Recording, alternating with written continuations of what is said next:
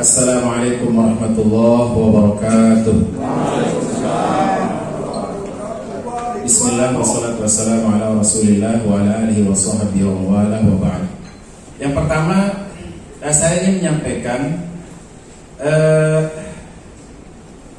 dari ayat Al-Quran tentang bagaimana hidup dan kehidupan, terlepas dari kita berjeda tentang budaya, kita berjeda tentang agama, kita berjeda tentang politik, organisasi dan sebagainya. Tapi Allah sudah mengajarkan kita satu hal yang mungkin ya, saya mohon maaf, bagi sebagian orang, bahkan mungkin sebagian dai ya, masih belum dia menangkap satu isyarat dalam ayat Al-Quran. Allah Subhanahu wa taala berfirman, Ar-Rahman 'alal 'arsy istawa. Ar-Rahman 'alal 'arsy istawa diartikan zat Ar-Rahman atau Allah itu bersemayam di atas surga, di atas arsy. Atau kalau tafsir kita itu adalah bukan bersemayam, tetapi kalau diterjemah bersemayam, tapi artinya menguasai arsy. Yang saya sampaikan bahwa Allah tidak menggunakan kosakata Allah, tapi menggunakan kata Ar-Rahman. Ar-Rahman 'alal 'arsy istawa. Bukan Allah 'alal 'arsy istawa, tapi Ar-Rahman 'alal 'arsy istawa. Ar-Rahman bismillahirrahmanirrahim, yang Maha Penyayang. Ar-Rahman, sifat Rahman, sifat Rahim, sifat kasih sayang melingkupi seluruh kehidupan. Kalau arsy, maka arsy adalah kita juga berada di arsy, karena seluruh gugus alam ini adalah arsy. Seluruh gugus tidak ada. Jadi mohon maaf, arsy adalah satu kosakata untuk mengumpulkan seluruh gugus alam tanpa batas, namanya arsy. Bukan di atas, di bawah, samping kanan, kiri, depan, belakang, tidak. Kita sekarang berada di arsy. Sehingga Allah tidak mengatakan, Allah mengatakan Ar-Rahman 'alal 'arsy istawa. Allah zat yang Maha Rahman, penuh kasih sayang, itu melingkupi seluruh kehidupan. Bermakna bahwa seluruh syariat dan kehidupan, seluruh tindak tanduk, perilaku budaya, peradaban, teknologi, transformasi ilmu pengetahuan harus didasari oleh Ar-Rahman. Sifat Rahman, sifat kasih sayang kepada semua orang, terlepas apapun perbedaan, apapun perbedaan kasta politik, perbedaan jeda agama, keyakinan dan sebagainya. Saya kira Allah tidak tersentuh oleh kata syirik sebenarnya, kalau menurut saya. Karena Allah tidak pernah merasakan dirinya disyiriki. Tidak pernah. Loh, kalau kita meyakini Allah merasa disyiriki, berarti Allah itu lemah. Sekarang, pernah nggak gubernur merasa bahwa ada gubernur lain selain Pak Zul? Tidak boleh. Boleh nggak kita berkeyakinan ada presiden di Indonesia selain Jokowi? Boleh nggak? Tidak boleh. Boleh nggak Jokowi mengatakan ada berkeyakinan bahwa ada presiden selain Jokowi? Tidak boleh.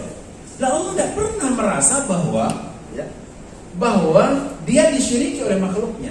Hanya Allah menegur kita, jangan coba-coba berpikir begitu. Sama seperti istri kita, jangan berpikir ada wanita lebih cantik dari istri kita.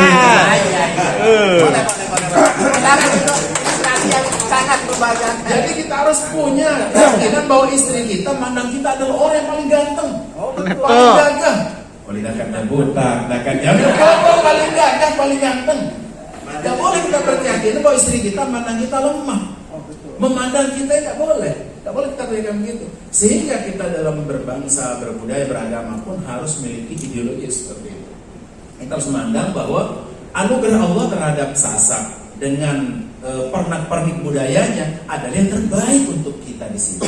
Masya Allah. Tidak boleh kita berkata, oh budaya Arab lebih baik, budaya Eropa lebih baik, budaya bunda-bunda lebih baik. Tidak boleh. Tidak boleh kita berkata, kita harus meyakini bahwa ini yang terbaik. Karena inilah yang akan menjalin, menyulam seluruh rasa dan asa dalam kehidupan kita. Adalah mulai dari keyakinan. Saya bersandar pada firman Allah tadi, Ar-Rahman 'alal 'arsy istawa. Melingkupi bahkan budaya kehidupan di alam jin, di alam malaikat dan sebagainya. Dan budaya itu ada, di alam malaikat ada budaya. Budaya dialog ada. Kita buka di surat Al-Baqarah, ada dialog antara Allah dengan malaikat. Kemudian ada dialog di para nabi rasul, itu juga budaya dialog. Hari ini kan kita mencontohkan salah satu budaya sudah lama sebenarnya. Nabi Adam berdialog dengan malaikat, itu budaya sebenarnya, budaya dialog. budaya dengan kok kan ketuaan sakode ketuaan sebagainya. Tidak boleh ada budaya titah kemudian diiyakan tanpa pernah dianalisa gitu. Bukan sami'na wa ta'na itu. Bukan sami'na wa ta'na, tapi sami'na sebelum kata sami'na wa ta'na itu ada proses. Sami'na kami dengar. Sebelum ata'na bahasna, kita bahas dulu. Kita dialogkan dulu baru ata'na. Jadi ada kalimat yang hilang di sami'na wa ta'na itu. Coba misalnya kalau kita lihat dalam Al-Quran misalnya dalam Al-Quran di akhir surat Al-Baqarah misalnya Allah berfirman, "Amanal rasulu bima unzila ilaihi min rabbih wal mu'minun kullun amana billahi wa malaikatihi wa kutubihi wa rusulihi la nufarriqu baina ahadin min rusulihi wa qalu sami'na wa ata'na." Kapan sami'na wa ata'na? Ada pembahasannya lebih dulu di ayat tersebut. Jadi tidak langsung begitu sami'na dikasih langsung taat. Kita ada jeda, ada jeda untuk menganalisa, ada jeda untuk berpikir, ada jeda diberikan ruang untuk melihat A, B, C dan seterusnya. Ini jadi budaya hari ini, budaya nenek moyang kita yang ditinggalkan banyak di dalam syariat itu juga mengumpulkan apa yang hari ini kita sebut dengan sunnah di dalam Islam. Itu juga banyak diakomodir dari budaya yang baik. Salam sebelum datang Nabi sudah ada assalamualaikum. Sudah ada. Sebelum Nabi sudah ada assalamualaikum. Sebelum Nabi. Sehingga kepada surat-surat Nabi juga menyampaikan kepada raja-raja juga dengan kata salam. Tidak mungkin kami menyampaikan satu budaya yang tidak dikenal oleh orang lain sebelumnya. Jadi budaya salam, budaya sapa, budaya senyum itu sudah ada dari hidup dan itu diadopsi Rasulullah SAW. Yang kemudian dipoles menjadi syariat yang kita kemudian jalankan. Ar-Rahman 'alal arsy istawa. Jadi kalau kita simpulkan Ar-Rahman 'alal arsy istawa itu ada pada hadis sahih yang disebut di dalam kitab Mafahim Najibatus Shahah Profesor Dr. Syekh Muhammad Al-Maliki. Beliau menyebutnya ada satu hadis Nabi menyampaikan begini, "Innama bu'istu bil hanafiyyati samhatis sahlah." Al-Hanafiyah yang lurus, As-Samhah yang toleran, As-Sahlah yang lentur, lunak sekali. Jadi mana lebih, kalau kita ditanya mana lebih afdal kita sholat menggunakan jubah atau seperti busana pelunggu, yang lebih afdal adalah yang paling khusyuk. Paling khusyuk. Jadi khusyuk tidak terkait dengan busana, bukan bentuknya. Khusyuk kan tidak terkait dengan busana, khusyuk terkait dengan batasan aurat, khusyuk terkait dengan hati. Mana lebih afdal pakai kopiah putih atau kopiah hitam? Tidak ada kaitannya. Karena semua punya ruang, semua punya kamar kan? Bahwa aksesoris itu kemudian oleh Islam diberikan ruang, iya.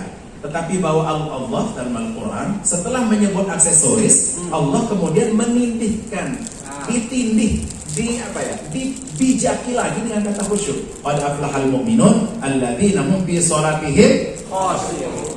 Jadi khusyuknya sesungguhnya. Jadi tidak bisa kita nilai orang mana lebih afdal. Jadi kalau misalnya ada deretan pakai jubah, pakai sarung, pakai celana lepis, celana jin, kemudian pakai busana adat, mana paling afdal jadi imam yang paling bisa mengangkat kita dari khusyuk. Membuat kita. Itulah yang paling ini. Yaitu misalnya bacaannya, pengetahuannya, kedewasaannya, kelingsirannya. Jadi maksudnya bahwa itu Al-Hanafiyah As-Samhah, As-Sahlah, ini sangat lentur sekali. Dan sekali lagi bahwa kan kita ada agama, ada Allah menurunkan syariat, menurunkan agama melalui Nabi, kemudian dibekali dengan pedoman kitab suci, kemudian manusia melahirkan budaya yang baik dilahirkan oleh manusia. Budaya baik itu tafsir dari kehidupan sehari-hari yang kemudian dibakukan menjadi satu budaya, kemudian diatraksikan dalam bentuk atraksi-atraksi kesenian misalnya. Itu semua adalah satu kekayaan dan kekhasan yang harus kita tahankan.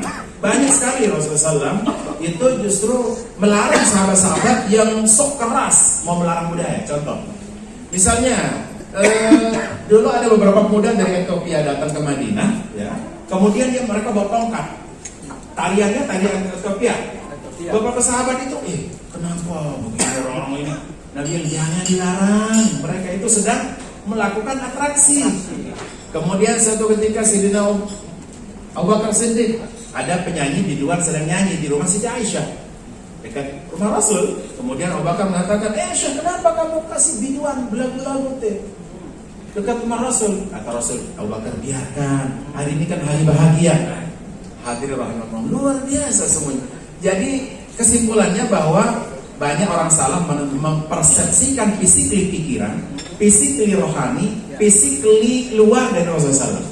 Kalau kita ditanya bagaimana Rasulullah SAW, pakai jubah, berbau, bunga tongkat, jauh tasbih, untokol, dan bodi sampah. Tidak demikian. Rasul itu seperti dia yang sami nikilah Rasul. Kata orang kalau mohon maaf kalau kasih job, beda kita sama Nabi itu beda tipis, beda dikit.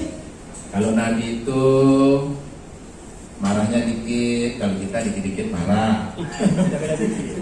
Jadi kalau Nabi itu makannya sedikit, kalau kita dikit-dikit makan. Tidurnya sedikit. Hadirin rahimakumullah. Jadi Rasulullah SAW itu jangan dibayangkan sosok yang tidak bisa tersentuh. Justru dialah orang yang paling open head, paling open hand, paling open heart, paling open house. Rasulullah SAW buat siapa saja, mau muslim, non muslim, Yahudi minta dirawat di masjid, Yahudi, orang kafir dirawat di masjid, tapi persilakan rawat dia di masjid. Hadirin rahimakumullah. Betapa Islam yang dibawa oleh Rasul sampai mengislamkan seluruh benua. Hari ini kita yang kemudian menjelmakan Islam dalam bentuk yang menjadi menakutkan. Betul. Nah, oleh karena itu budaya ini sangat penting sekali untuk menopang syariat sesuai dengan slogan kita bahwa agama bersedikan syarat dan syarat Ampun Tuan Guru, ini 5 menit terakhir. Kita mau dengar 5 menit bicara lagi soal bernegara dalam konteks pemahaman Islam itu seperti apa. Ini penting ini, karena ini yang ditunggu-tunggu ini konklusinya. Betul. Banyak orang sekarang kita misalnya mendengar kata khilafah dan sebagainya. Kalau kita mau jujur, kita buka misalnya, kita buka kitab Sirah Ibnu Ishaq.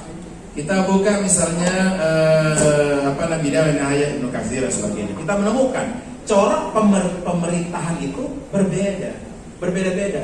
Zaman Rasulullah, kemudian Abu Bakar Siddiq, Sayyidina Umar, Sayyidina Utsman, Sayyidina Ali, bahkan Sayyidina Hasan, Sayyidina Hasan dan seterusnya. Khilafah sampai Utsmanin berbeda-beda.